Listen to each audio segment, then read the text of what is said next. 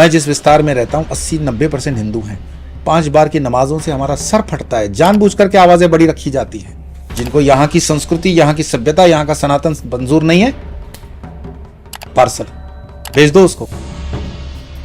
कलश दिख रहा है, स्वास्तिक दिख रहा है, और फिर भी बोल रहे हो कि ये हमारे बाप दादाओं ने बनाया है। और वो टोपी वाला जो हैदराबाद से चलता है 15 मिनट वाला, शर्म नाम की चीज इनमें नहीं है।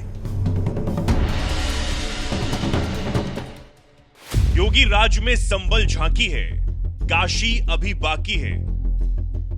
46 साल बाद निकला 400 साल पुराना मंदिर। बजरंगबली के आते ही क्या प्रकट होंगे भगवान कल की? संभल ऑपरेशन से क्या 65,000 मस्जिदों का होगा उद्धार? गोरखनाथ मंदिर की शक्ति और योगी बाबा की इच्छा शक्ति, क्या कुछ होने को है? धर्म ज्ञान पर देखिए स्वामी यू की भविष्यवाणी। लेकिन इन्हीं संत ने तो ये भी तो बयान दिया है कि जो संभल में हुआ है, जो बांग्लादेश में हो रहा है, इन सब का डीएनए एक है। हाँ है, इसमें शर्म की क्या बात है? मुझे आप एक इंसिडेंट बताओ, इम्पार्शियल, आप मीडिया से जुड़े हुए हो, कि कोई मोहर्रम की ताजिया जा रही हो और हिंदुओं ने अपने छत से पत्थर फेंके हो। एक इंसिडेंट बताओ। ये मुसलमानों के घरों के छतों के ऊपर पत्थर कहां से आते हैं? कौन उनको समझाता है? कौन उनको सिखाता है? मैं एक वीडियो देख रहा था न्यूज रीडर का, बहुत वायरल हुआ वो वीडियो, जहां वो समाचार पढ़ते पढ़ते बोल रहा है, आप समझ रहे हो ना मैं क्या बोल रहा हूं, घर में ये रखो वो रखो, सारी विध्वंसकारी प्रवृत्तियां वो न्यूज के माध्यम से उनको अपडेट कर रहा है। तो क्या हम ये नहीं कह सकते कि हर मस्जिद से जो सरमन होता है, हर मस्जिद से जो वो शुक्रवार को बोलते हैं वो सारा जहरीला होता है? नहीं, लेकिन कुछ तो गलत बताया जा रहा है ना। और फिर देश में एक समान जब सारी व्यवस्थाएं हैं, तो मुझे बताओ ये माइक वाली व्यवस्था क्यों रखी है हमने? मैं जिस विस्तार में रहता हूं 80-90% हिंदू हैं। 5 बार की नमाजों से हमारा सर फटता है, जानबूझ करके आवाजें बड़ी रखी जाती हैं। क्यों? हम अगर हनुमान चालीसा बजा देंगे पूरे देश में, तो फिर क्या माहौल ठीक रहेगा? मुझे बताओ, सुप्रीम कोर्ट के जो जजेस बैठते हैं, जो कहते हैं सुओ मोटो हमने लिया, इस चीज का सुओ मोटो उनको ध्यान में नहीं आ रहा है? सुप्रीम कोर्ट के आगे लगा दो ये सारे लाउड स्पीकर और उनको 5 वक्त की अजानें सुनाओ। ये देश बहुल किसका है? हिंदुओं का। सम्मान देना होगा आपको, और जिनके धर्म के आधार पर हमारा बंटवारा हुआ ये सत्य है, स्वीकार करो उसको। जिनको यहां की संस्कृति, यहां की सभ्यता, यहां का सनातन मंजूर नहीं है, पार्सल भेज दो उसको। इज्जत से भेज रहे हैं, काट नहीं रहे हैं। बांग्लादेश में तो वो क्या कर रहा है? बांग्लादेश में मां बहनों के साथ, हिंदू मां बहनों के साथ क्या हो रहा है? अगर हिंदू ने अगर अपनी तीसरी आंख खोल दी, चूंकि हिंदू एक ऐसा, जिसको कहेंगे ना मैच्योर्ड, हमारी हजारों साल की आयु है धर्म की, तो हम पहले विचार करते हैं कि नहीं, प्यार से समझ जाए तो ठीक है। ऐसा नहीं है कि हम हाथ खोल के बात नहीं करते, किया जब जरूरी था। तो महाराजा रंजीत सिंह के इतिहास को पढ़ लो, छत्रपति शिवाजी महाराज के इतिहास को पढ़ लो, तो इतिहास है, आवश्यकता पड़ेगी तो वो भी होगा। लेकिन सनातन के हिसाब से ये हमारे भाई हैं, किस कारण से दूसरे दर्शन की तरफ, दूसरे धर्म की तरफ चले गए, ठीक है। तो मुझे लगता है कि डीएनए एक इस हिसाब से कि हम सनातनी हैं, और ये जो पत्थरबाजी होती है, ये जो थूकना होता है खाने के अंदर जी, और ये इसको उनके धर्म के जो लीडर्स हैं उनको सुधर लाना चाहिए कि नहीं, गलत है, ये कहीं लिखा हुआ नहीं है उनके धर्म में। क्यों कर रहे हो ऐसा? ओछापन क्यों कर रहे हो? तो अगर माहौल बनाना है तो दोनों तरफ से बनेगा। मेरे ख्याल से हिंदुओं ने पिछले 75 सालों से अपना जी जान सब कुछ दिया है, उनकी इकोनॉमी भी हिंदू ही चला रहा है। हमने इकोनॉमिकली बाइकआउट नहीं किया ना अभी। नहीं।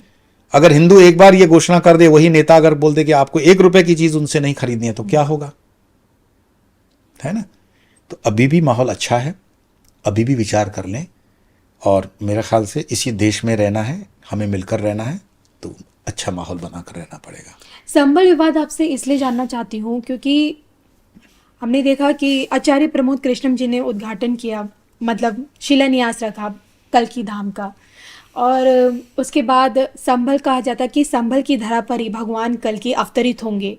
लेकिन उससे पहले संभल मस्जिद में जो आरोप लगे, दावे के जर कि वहाँ पहले हरिहर मंदिर था, लेकिन फिर उसे तोड़ दिया गया। वही चीज़ें बाबर की उसने।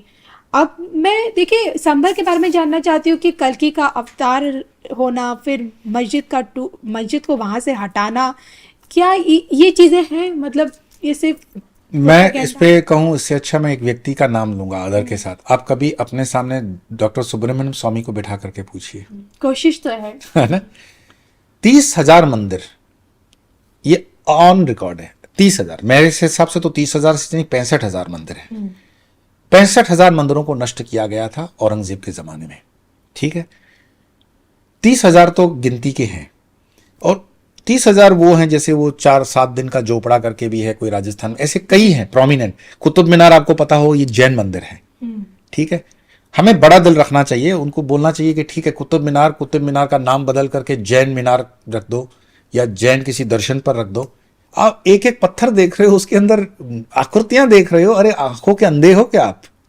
आपके अंदर इतनी बुद्धि नहीं है? आप देख रहे हो कि उसमें कलश दिख रहा है, स्वास्तिक दिख रहा है, और फिर भी बोल रहे हो कि ये हमारे बाप दादाओं ने बनाया है, और वो टोपी वाला जो हैदराबाद से चलता है 15 मिनट वाला। शर्म नाम की चीज इनमें नहीं है कि आप इस देश का खाए हो, आप इस देश का पिए हो। वो कोई अरबी जब आए थे आक्रांता, तो अपने साथ स्त्रियों को नहीं ला रहे थे, वो हिंदू स्त्रियों के साथ ही मतलब आप पैदा हुए हो, तो आपकी माएँ हिंदू हैं। हो सकता है बाप आपका अरबी हो सकता है तो नहीं, फिर भी हो सकता है। तो उस लिहाज से भी अगर इस देश के अंदर किसी ने कोई, मेरे सपोज करो मेरे परदादा दादा ने कोई गलती की है, अगर मुझे अवसर मिलता है तो मैं उसको सुधारने के लिए हृदय भरा रखूं कि नहीं ठीक है, तो कुछ दे लेके शांति हो सकती है क्या? ये प्रोमिनेंट चीज है भाई। कुतुब मीनार बिल्कुल जैन मंदिर है, हम जानते हैं, और फिर भी हम उसको स्वीकार नहीं कर रहे हैं और उस पर जिद है। ऐसे 30,000 मंदिर हैं। 30,000 मंदिर, मैं ये नहीं कहता हूं कि उसको माहौल खराब करके 30,000 जो मस्जिदें हैं उनको तोड़ करके मंदिर बनाए, लेकिन किसी टेबल टॉक पे बैठने के लिए एक उनकी तरफ से भी पहल हो। उनकी तरफ से तो कोई पहल नहीं हो रही है। लेकिन जब देखिए ना, अयोध्या सॉर्ट आउट हो गया है, मथुरा काशी भी लाइनअप में लगा हुआ है, तो फिर क्यों जरूरत? 30,000 के सामने 3 ही तो हुए हैं ना। पर प्रतिशत क्या हुआ? 0.001%। 1% भी तो नहीं है। इससे बदल क्या जाएगा? आपको मैं बता दूं कि आपकी माँ जो है वो सुल्ताना है पाकिस्तान की, तो आप स्वीकार कर लोगे? इस देश की सभ्यता, इस देश की संस्कृति, इस देश का सनातनी का खून पसीने का ये बना हुआ, चंदे से बना हुआ मंदिर है। आक्रांता औरंगजेब ने अपने उन महत्वाकांक्षाओं को पूरा करने के लिए इतना नुकसान किया। इतिहास का वो पहलू था। हो सकता है उस वक्त हिंदू कमजोर रहा होगा, उसका नेतृत्व तो कमजोर था। अजमेर शरीफ को भी इसमें बोल दिया गया। मैं नाम इसलिए एक लूं, 30,000 नाम लेने पड़ेंगे मुझे। मैं ये कहता हूं कि इसका समाधान है टेबल टॉक। पढ़े लिखे मुसलमान एक डिबेट शुरू करें, और जाकर नाइक जैसे जोकर नहीं चाहिए हमें। सुलझे हुए मुसलमान हैं इस देश में, उनको आना चाहिए, एक टॉक होना चाहिए। मैं तैयार हूं, मेरे साथ बहुत अच्छे लोग मुसलमान जो हैं वो डिस्कस करते हैं। मैं एक बार राजधानी में ट्रैवल कर रहा था, second AC first AC compartment में, पढ़ा लिखे, मेरे ख्याल से जहाँ तक मेरी स्मृति जाती है शायद अलीगढ़ मुस्लिम यूनिवर्सिटी का प्रोफेसर था। तो परिचय हुआ, तो उन्होंने कहा कि अरब का आपको काफ़ी नॉलेज है। कुरान पे बात हुई तो उन्होंने कहा आपका तो बहुत अच्छा स्टडी है, हमसे भी आप आगे हो। तो मैंने कहा बस ऊपर वाले की मतलब कृपा है। तो उन्होंने कहा भारत के मुसलमान को आप मतलब विदेश में भी रहे हैं, मिडल ईस्ट में रहे हैं, तो आप कैसे देखते हो? तो मैंने कहा मैं कैसे देखता हूँ ये महत्वपूर्ण नहीं है, लेकिन आप जिनको अपने आका मानते हो वो आपको गिनते नहीं है। तो बोले आप कुरान की दृष्टि में भारतीय मुसलमान को कहाँ देखते हो? मैंने बोला कुरान शरीफ में लिखा हुआ है घंटियों की आवाज़ सुनना शैतानी कृत्य है। बोले हाँ। आप मानते हो? मैंने उनको पूछा आप कहाँ रहते हो? तो उन्होंने कहा मैं तो वाराणसी में रहता हूँ, काशी की तरफ। मैंने कहा ठीक, आप जिस रोड से जाते हो वहाँ एक नदी बहती है, नाम क्या है उसका? तो बोले गंगा जी। तो मैं बोला कुरान में गंगा जी बोलना हराम है, आप उसका जल पीते हो ये हराम है। आप किसान उसमें से गऊ का मूत्र और गऊ का छाण डालता है, वो हलाल नहीं, वो हराम है। आप इस देश का अनाज खाते हो, कुरान के हिसाब से तो आप कहीं पे भी गिने नहीं जाती, इसीलिए वो आपको गिनता ही नहीं है ना।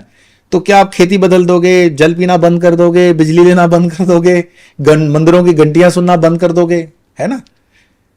तो सुलझे हुए मुसलमान थे। बोले आपकी बातें सुन करके तो दिमाग फट जाता है हमारा। तो उस हिसाब से तो फिर हिंदुस्तान में मुसलमान मतलब रह ही नहीं सकता। मैंने बोला बिल्कुल रह सकता है, लेकिन यहां पर मुसलमान सनातन की दृष्टि से रह सकता है। और आप सनातन को अगर स्वीकार करके चलते हो तो ये होने के बाद भी आपका क्या, जो भी आप मानते हो वो अल्लाह नहीं रहता है? और क्या अरेबिया में जब सिर्फ अरबी रहते हैं तो क्या वहां पे राम की सत्ता नहीं होती? हमारे हनुमान जी की पवन तो वहां भी चलती है, पवन देव है ना। तो अरेबिया में जो हवा चलती है वो मेरे हनुमान की नहीं है? तो मेरे हनुमान तो वहां मक्का मदीना में भी रहते हैं, तो तुम्हारे अल्लाह क्यों नहीं रह सकते? उसके लिए जरूरी थोड़ी है कि आप इस तरह से बांगे हर बार करते रहो, हर बार विरोध करो। थोड़ा लॉजिकल समझो। वो बहुत सुलझे हुए थे। मैं ऐसे कह रहा हूं कि इस मुसलमानों में बहुत सुलझे हुए मुसलमान हैं, लेकिन वो मुल्लों की वजह से बाहर नहीं आ पा रहे हैं। एक अच्छा सा डिस्कशन हो, मैंने जिन चौधरी का नाम लिया वो सुलझे हुए मुसलमान है, लेकिन क्या होता है कि जुनून तो हिंदू में भी आता है, मुसलमान में भी आता है जी।